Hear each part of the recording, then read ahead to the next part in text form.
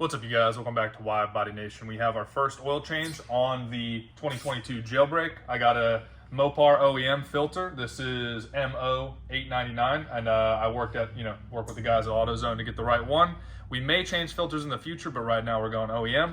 And then we have our OW40 AMSOIL Signature Series, which is what we believe in. Obviously, I might have to go to the dealership just to check off those oil changes, but this is what we're going to be running for the foreseeable future, whether we go super modded or whether we go direct connection stage 2 with the pre-stage kit as well, which I have an update for you guys for another video. But I'm going to show you guys around. It was a little tricky to jack these cars up. They're humongous, they weigh a lot, and the cutouts are very old school style. So we'll show you guys that, and it's a pretty simple oil change, just normal 6.2 liter V8. All you need is a filter and 7 quarts of oil. So see you guys in there. Alrighty, so obviously we got this thing in the air. We used hockey pucks for the actual insertion point here. They have cutouts, but they're pretty small. So a nice lift like this that has big feet will actually kind of push up on your plastic and your trim pieces more than you might want. So we recommend hockey pucks or something like it. Oh, Tommy, in the back, it actually has these little stands. Did you see these? Yeah. So these are useful in the back. I don't know why they don't have these in the front. Yeah. Huh. Yeah, that's why I put it in between there. Yeah, the front has nothing though. All it has is the little cutout, right? Yep. You can tell this is a big girl. Yeah, she's cutting through hockey pucks there. Just a quick look around real quick. We have the active exhaust, which you guys probably know about. We got the nice Redeye axles back here. And then we'll move up to the front. Just got a couple of 10 mils to remove this engine little pan right here. I mean, it's just a piece of plastic with 4 10 mils, and that'll get us to the oil filter. It looks like just the silver ones. I mean, I'm hoping it's just those. Yeah. That's not as bad as Subaru's. Well, it's got the body clips going on. Subaru's, you gotta take off. It's a bigger piece, right? Yeah. Nice and wet for you. Yeah. One more. All right, I'm holding it so it won't even fall. I mean, it's tucked in pretty good. All right.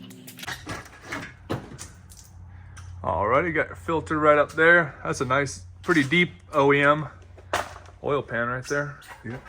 SRT on it. Massive transmission. I think that's the HP 90, I want to say. Yeah, I think so. Alrighty. Okay, so it's a 13 millimeter drain plug, and we'll see if there's a washer on there, but we're just gonna break her loose. Slam my hand into the front axle. See what the chances is it catches in the pan. Come off there, so we don't get all of Adrian's tools dirty. Oh, God. Don't get my floor dirty. Yeah, I got you. It's gonna be pretty hot though. Yeah. Running.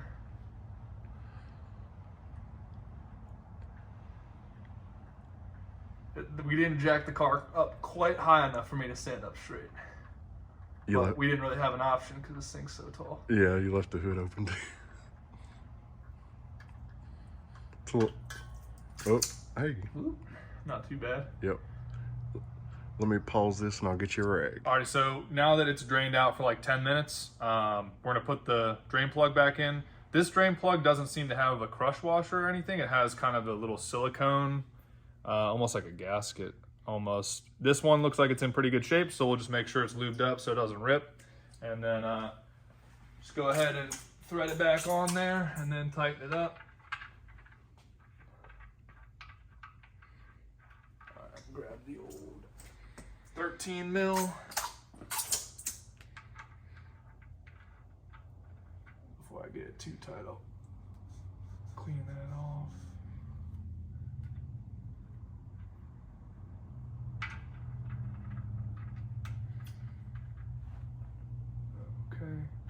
Should be good to move this over. Yep. So I can get a little torque on this thing.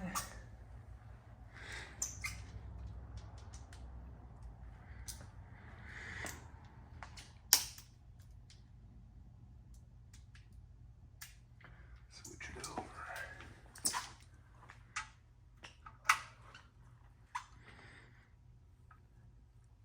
What do you think? Just good and tight. Probably about there. grab I'll it? look up the. It's actually got a mark for the torque spec. Yes. I'll look up the torque spec after we can check it, but it's tight enough for no leaks, that's for sure. Right.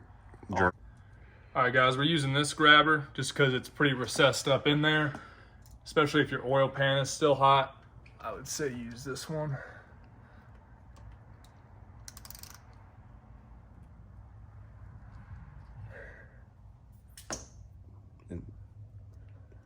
Just trying to make sure it's seated on there. Yeah.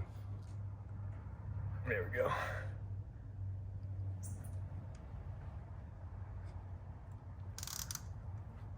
Probably a little bit more. Should be hand. Yeah, I can hand that now. All right, push that up under there.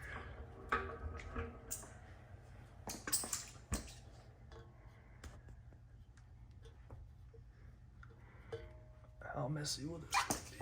Huh? Said, how messy will this one be? Hopefully not too bad. If I keep it level, hopefully it's not too bad.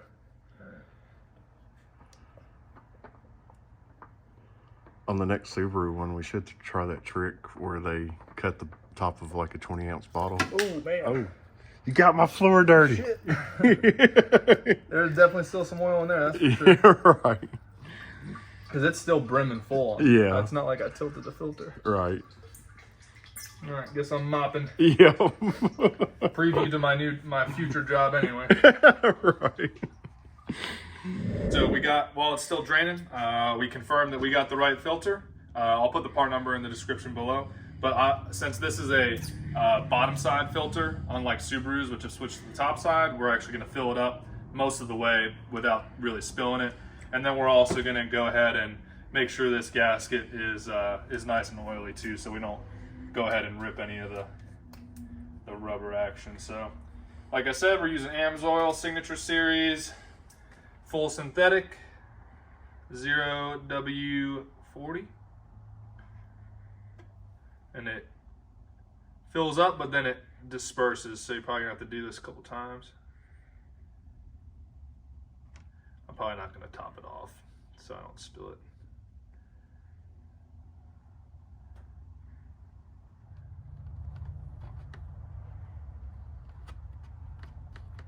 No.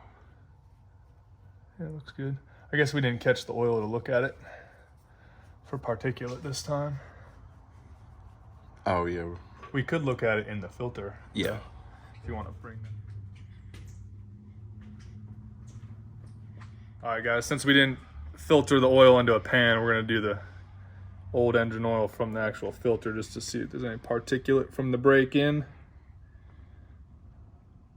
I think it's still really heavy.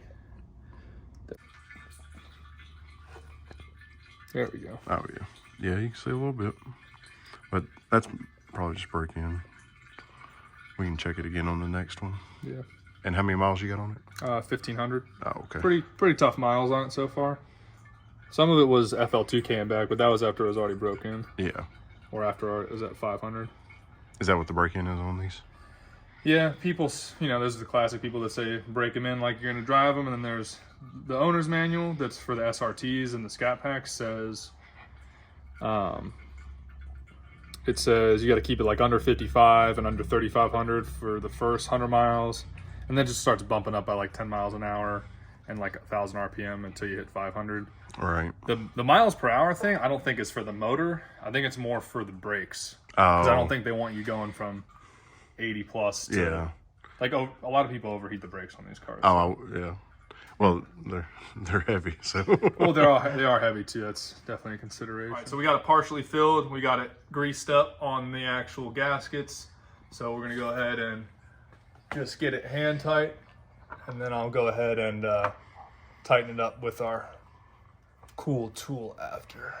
All right, guys. So one thing we didn't that kind of slipped past us for the first time, mainly me, but this O-ring from the old filter was just suctioned up onto the bottom of the oil pump right there. So I know it might sound dumb, but don't put two of these gaskets. You get one on the oil filter. Tommy, you want to show them? Yeah. So it comes on there, but just be aware, it's kind of like doing two drain plug washers. These things might stick on there, and we figured out that we had two on there because it felt weird when we were screwing it on. and because it was missing from the old oil filter. So this is the one that goes with this filter. And now we are good to go because we just have one.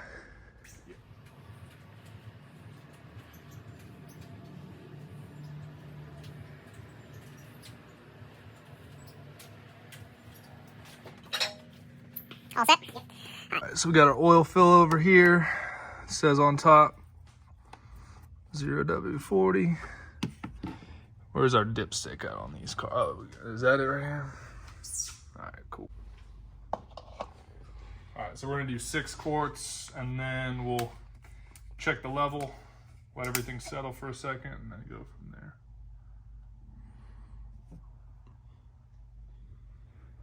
We took the little plastic covers off that go right here. Oh. The dyno. Oh, did you? Yeah, because he hooked up to, I think it was like an ignition coil. Yeah. So he could actually measure engine RPM and all that. Heck yeah. Because one of the BMWs, the way they're set up or whatever, they couldn't do that, so they were just kind of like ballparking Oh. on the dyno. Yeah. So. We should see what it picked up with just changing this oil. A lot of people, I don't know if it's placebo or whatever, but a lot of people say these cars wake up a little bit at 1,000. But that could just be... It's probably true because everything's breaking in. Stuff moves a little bit more freer. Yeah. A little more, less resistance. Yeah, I think it was at under 1,000 when we had it on the dyno. Oh, okay. But he put it right. He was like, it's going to make 675, whatever. And Yeah. It made, it was consistent though. Right. With the inner chiller on or the inner chiller off, it was kind of a fall day. Just kept making 670, 675. That's what you need. The torque was the torque was different though by gear. Oh, so was we it? did a 4th, a 5th, and a 7th gear pull. Uh-huh. The 7th gear pull was the one that like broke the dyno. Yeah. The one where we went over 200. Yeah. He told me to do a 7th gear pull because he wanted to try something because he was thinking that 7th gear was 1-to-1. It is. I actually think it's 8th gear. Well, 8th gear, I think 8th gear is an overdrive. Overdrive? Okay. Yeah, we'll have to ask Josh. Josh knows. But it was sketchy though because obviously 7th gear in these cars. Oh, yeah. Going Yeah. potentially 200 or I whatever. think when we did the Demon, it was 5th gear is what we... I was thinking 4th or 5th. Yeah. When I showed up. Yeah, because if you go over 200 miles, the dyno will shut down. Yeah. Yeah, it made the dyno shut down. Plus, the car didn't seem that happy either. Like, it didn't feel like it was under a lot of load. Whereas 4th and 5th, it was like just ripping, Yep. Yeah, because that's the same one we did the Demon on of Todd's. Oh yeah. Did you guys get a baseline on the Demon? Not on that dyno. I think on another one he did. But I think with all the modifications, it made like, I think it was like 1028 or something. Yeah. What was that? So pulley down, ported blower, E85. Injectors. Yep. These come with the dual HELLCAT pumps, right? Yes. So people were saying that you don't need to do pumps No, on these I think you go real nuts. Yeah, I think if you just go E85, I mean, the way Josh is talking, I think it can easily be like low 9s. As far as times go? Yeah, like mid to low 9s. Yeah. And probably making 900 wheel.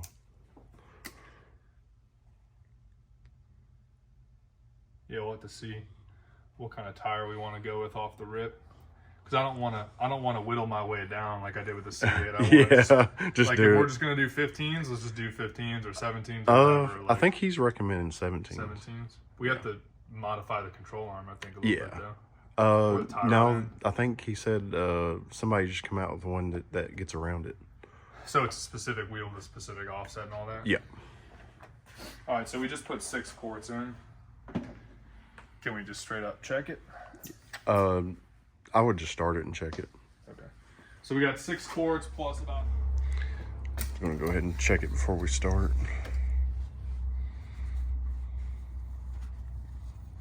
All right, what are we looking for on here? Looks like we got just like a little hash mark area. Pretty small area, yeah. Dang, you can actually see it on this phone. Yeah? Yeah. Yeah, but that's a tiny area. Yeah. I'm guessing we're going to be pretty low then based off of how small The area the area is there.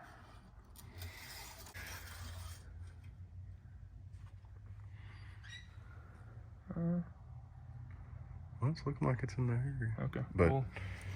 when you start it, the rest of the It'll oil pump filter, through and all that. oil filter will fill up too. Yeah. Yeah, it just has a little bend down there, I think. Yep. Give it a fire up.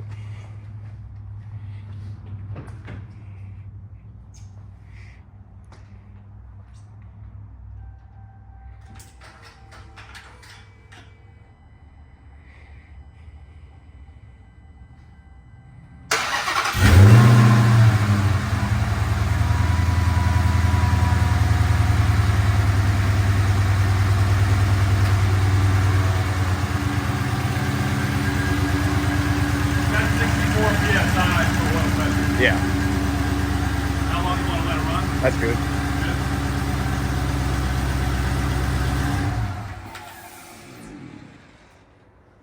This car makes all types of noises. I was about to... The fans will run for like 5 minutes after you're done driving. Oh, it wants to cool it down. Yeah. That's pretty cool though. That after you cut it off, it's still Oh, like. you feel heat flying off. Oh, I could only imagine.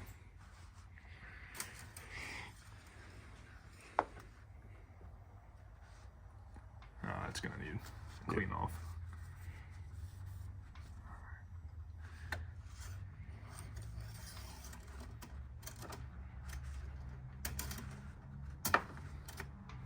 Not a huge fan of this. Yeah, right.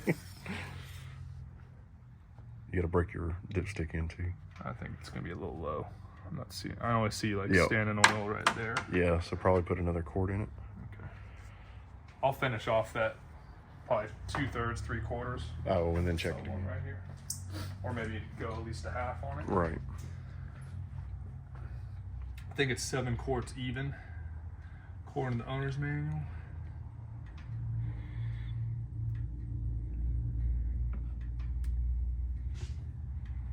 Send it. How many quarts you put in it? So That's the 7th right there. This was like the fill up the oil filter one.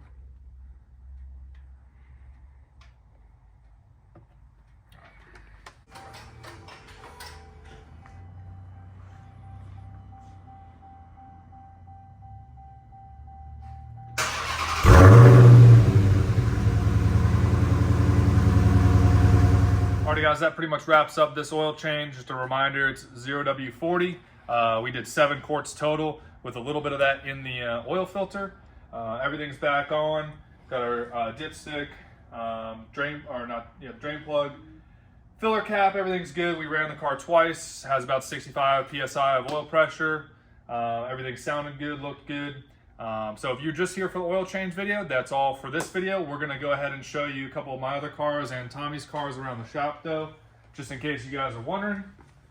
We got the WRX that's still running on our favorite wheel, the Titan 7 forged wheel. This has a JB4 tuner coming for it, so Tommy is gonna go ahead and do the beep boop bop boops and see how much power we can get out of it without breaking the trans. Obviously it's pretty much GTR City here. We got a car that's going to be painted midnight purple, which is pretty cool. They obviously already did the interior or the engine bay and all the frame and everything, but they got to do the exterior after the motor goes in, right? Yep. Okay. And a couple more crazy builds coming along, but they haven't really started yet, right? No, not on that one yet, but we're working on this one. And these headers are wild. Yep. Plasma man intake, Mazwork built short block, and 6 boost header. So what's next on this one? We're waiting for the clamp for the turbo, Okay. and he's running a precision turbo, and then What size do you know? I want to say it's a 62, 66. Oh, okay. You don't need too much turbo to wake these things up. No, and he's not shooting for a bunch. He's just wanting it reliable, just 500 horsepower. Sweet. That'll be nice and smooth, probably. Yeah. With all these nice parts on there, but not putting a crazy big turbo on. Yeah, and that's what we try to do. And we did a PRP trigger kit. Just really not just go really nice, really high quality stuff, and that way he doesn't have any problems. Alrighty. Well, hopefully Whistling Diesel hits you guys up next time. He needs a GTR built, right? Right, and then he can crush it. Yeah. You guys finishing up this one, the RB20, right? Yep. It's going on a Haltech intake swap, front mount injectors, relocated the oil filter housing, and a few little other things, relocating the battery, oil cooler. These seem like they have a lot of room in the engine bay. Yeah. I mean, the RBs are not a small motor for the amount of displacement, but Right. still got a lot of room to work around here. Yeah, it's not too bad. When they are twin turbo, it kind of sucks. This is a single because it's RB20. But still fun car. A really good daily, especially with it being This one's a four-door. So not bad. Nope, not bad at all. Pretty low profile tires. They're not too forgiving. Right. But all right, guys. Well, the direct connection stuff, I can't promise anything on the direct connection from Dodge. Obviously, I want to get the pre-stage kit, which basically comes with a Diablo Sport tuner that has Dodge branding on it, and then it comes with a little base map that basically just gives you jailbreak power. So I'm kind of already there, but you need that tuning computer to then load either the stage 1 or the stage 2 kit. There's allegedly a stage 3 in development too, which would be interesting because that's going to be north of 900 horsepower, because stage 2 is already at 885 crank, which will be probably 750, 740 wheel on a dyno jet at least, because that's what I baselined off of. For the stage 2 and higher, you got to run 100 octane fuel, or else it'll detune it automatically. So we're already talking about which kind of fuel, if we go that way, we want to run, like whether it's MS-109 or if we just hunt down some straight 100 octane, like was it Ignite? Did they just make 100 or no VP? VP. Does VP make just straight 100 110. octane? Yeah. Oh, it's 110. Yeah, I think it's 110. Okay. So we'll let you guys know if we go that route. The problem is I called Chrysler Dodge Jeep Ram of Franklin, Tennessee, because they're my closest power broker, and they said, you know, the power broker direct connection catalog has been out since March, and there's been no progress. They have not stocked any parts because they're waiting on California or CARB, which is the whole California shenanigans on how they review emissions, and they've just been basically holding the whole thing up. So I have no idea why they haven't just approved it for 49 states and said, California, you can't have this, but that's just me. But appreciate y'all for tuning in. Let us know if you have any questions on oil changes or some other maintenance on here. And obviously we got way more coming for this car. Appreciate you guys for tuning in, and we will see you guys for the next video.